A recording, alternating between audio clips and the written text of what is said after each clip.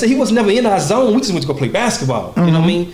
And I guess he was a good kid at school. You know what I mean? But when I got out and I went in and stop and go, now I'm smoking a little weed. You know what I mean? You know, I went up in there. You know how you get high back then. You know, and stop and go. You had these hot dogs and hamburgers. You go up in there, put it in the microwave, warm up. You know when you're high.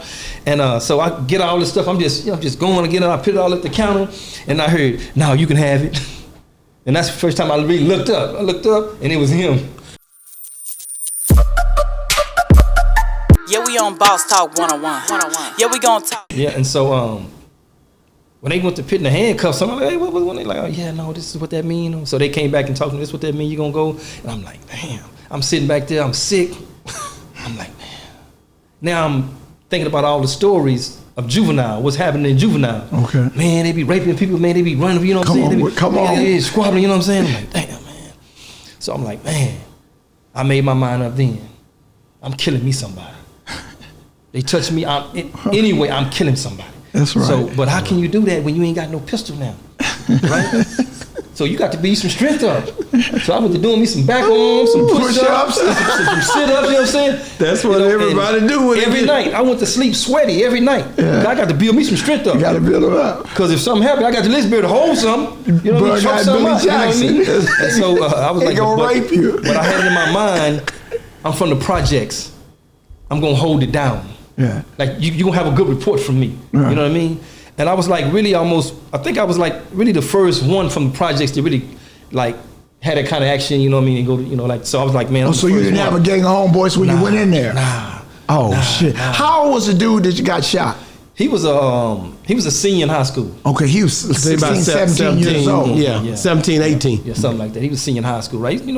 But I just... After the shooting, did you see him again? I didn't see him till after I got out of TYC. Okay. And then I went up he and stayed the hell out your way all the rest of that? No, like I said, he was never in our zone. We just went to go play basketball, you know what I mean? And I guess he was a good kid at school, you know what I mean? But when I got out and I went in and stop and go, now I'm smoking a little weed, you know what I mean? You know, I went up in there, you know how you get high back then, you know, and stop and go. You had these hot dogs and hamburgers. You go up in there, put it in the microwave, warm up. You know when you're high, and so I get all this stuff. I'm just going again, and I put it all at the counter, and I heard, "Now you can have it." And that's the first time I really looked up. I looked up, and it was him. Wow. He said, "You can have it." He worked there. Yeah, he worked there. Yeah, he worked there. He's the cashier. He's the cashier. Yeah. So he let it go. Nah, he ain't gonna let me go. I'm paying for this. I'm paying. No, I'm saying in his mind, he was just trying to. Yeah. He didn't want. He wasn't from the streets. He wasn't from the streets. That lead changed your mind. That changed all that. Oh yeah. So when he seen you, he got a flashback. Yeah. When I seen him, I'm like, nah, I'm paying for this. Yeah. You know, because I don't know if he's gonna say I stole it. Whatever. That's right. Like I'm paying for this. Like, nah, so when the youth commission, is it like say in California, we have like your first time you go to juvenile hall, you do 6-7 months, then you go to camp facilities, and the camp. Yes, it was more like camps. It's more like camps. Yeah, like camps. Dorm living. Yeah, dorm living. Okay. How was it the first day you walk in there? Because you had to go. They had to process you in. Yeah, they process you in. He doing push-up. He ready. Man, listen. Every night. At every night back on. Every night. At 12. Every night. Yeah. You know you be nervous. Every night. Yeah. Every night I'm getting ready because I know what I'm gonna do. I know where I'm gonna stand at.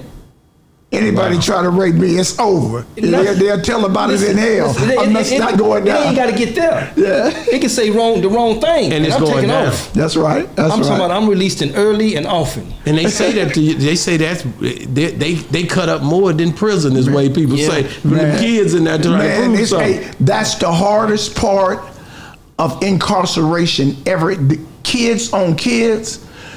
Grown people, we got a certain demeanor.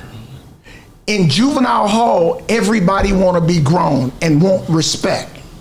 And if it's I told you, I couldn't play games because I hate to lose. And if I lose and you talk about me, we fighting. I don't care. I'll be in the box just happy. You understand me? So it's when you growing up, you learn you got to be a man. Like he said before about, man, you don't cry. You with the homies, you do this. So you got to be a man. So we put man on a standard that if you do something to me, I gotta kill you, I gotta shoot you. But then when you learn what a real man is, let him alone and let somebody else kill him. That's real. I want to say, when you got there, just run me down on how it was when you first entered into TY. I call it TYC. Yeah, TYC. Yeah, when you first get there, you get like orientation. You know, you at the when you first get the orientation and you go in there, and they're gonna evaluate you. And they're gonna tell you where you're gonna go, right? And at this time, youth detention had exploded.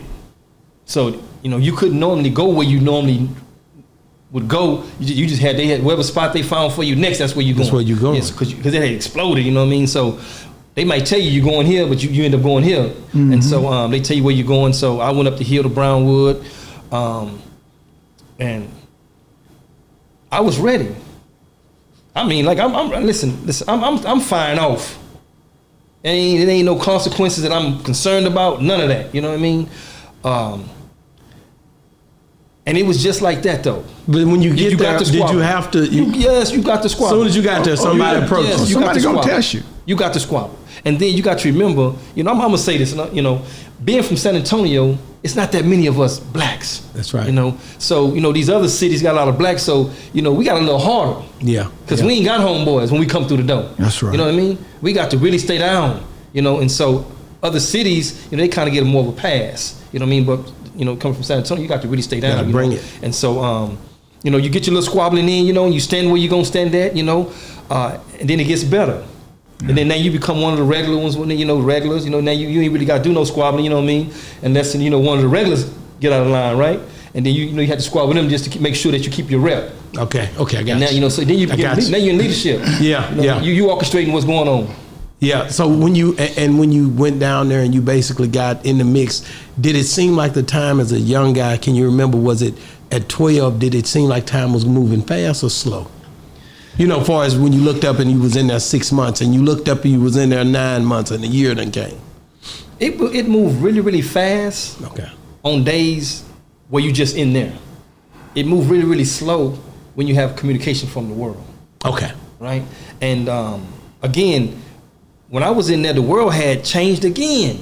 Because like when I first went, like I was telling you, the gang culture had hit.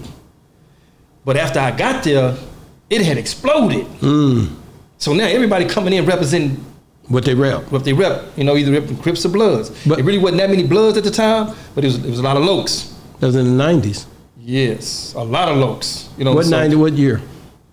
I'm 90. My last time is in 90. No, I'm talking about, when you went during that time. Mine's 89. 89. Okay, so you get in there, that I'm just thinking the music period, you know, 91, 92, that's when Snoop Dogg and all of them in colors and all, but the Crip was early on the one that everybody was rocking with Crip because of the way that the Snoops and the Dre's and all the way they felt about the music, I believe. Yeah, we on Boss Talk 101. Yeah, we gonna talk.